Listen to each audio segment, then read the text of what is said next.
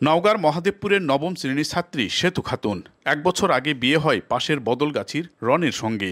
বিয়ের সময় যৌতুক হিসাবে বরের হাতে নগদ ২ লাখ টাকা সহ দেয়া হয় সংসার সাজানোর মূল্যবান আসবাবপত্র।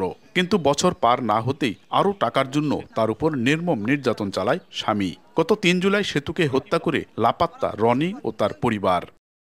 গত ৭ মে একই ঘটনার শিকার হয় নওগাঁর বাচারি গ্রামের রেমি খাতুন। যৌতুকের কারণে পিটিয়ে হত্যার ঘটনায় স্বামী ও শাশুড়িকে অভিযুক্ত করে মামলা হয়েছে আদালতে। এদিকে স্বামীর পরকীয়ার কারণে সংসার ভাঙা রাবেয়া গত ৯ বছর ধরে ঘুরছেন আদালতে। টাকা চাইতো, যৌতুক চাইতো, সে বলে কি গলা টিপে হত্যা করবো তাকে। এই তো ৮ দিন আগে কাপড় চোপড় দিয়েছে, ৮ দিন পরে আমার মেয়ের নাচ দেখছি। কি জন্যে? নারীর একটা জীবনে একবারই বিয়ে হয়, তাই না? তাই বলে আজকে বিয়ে করবে কালকে ছুঁড়ে মানে ফেলে দিবে, তা তো হয় না। নির্মম ঘটনার দোষীদের বিচার না পেয়ে ভুক্তভোগী পরিবারগুলো পুলিশের ভূমিকা নিয়ে তুলেছেন প্রশ্ন। তবে পুলিশ বলছে অভিযোগ পেলে ব্যবস্থা নেওয়া হচ্ছে।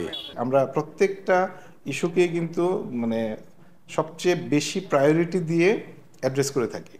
সুতরাং থানার দিক থেকে যতটুকু সাপোর্ট দেওয়ার দরকার শতভাগ সাপোর্ট আমার থানা দিয়ে থাকে।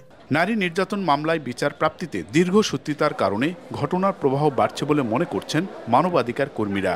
আর আইনজীবীরা বলছেন ছেলে মেয়েদের বিবাহ বন্ধনের ক্ষেত্রে উভয় পক্ষকে আরও বেশি সজাগ ও সচেতন হতে হবে।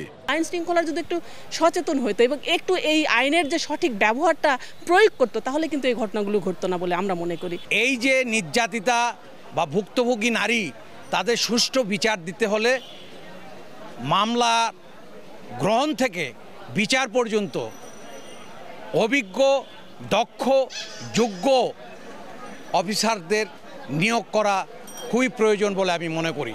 গত বছরের চেয়ে গত ৬ মাসে নারী নির্যাতন মামলা বেশি রুজু হয়েছে বলছে লিগ্যাল এইড অফিস।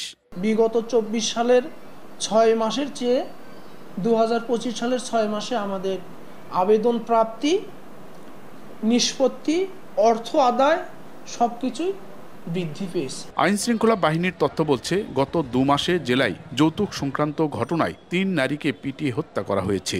আর নারী নির্যাতন ঘটনার আদালতে বিচারাধীন মামলার সংখ্যা ২,৬৬৪টি। এমআর রকি, সময় সংবাদ, নওগাঁ।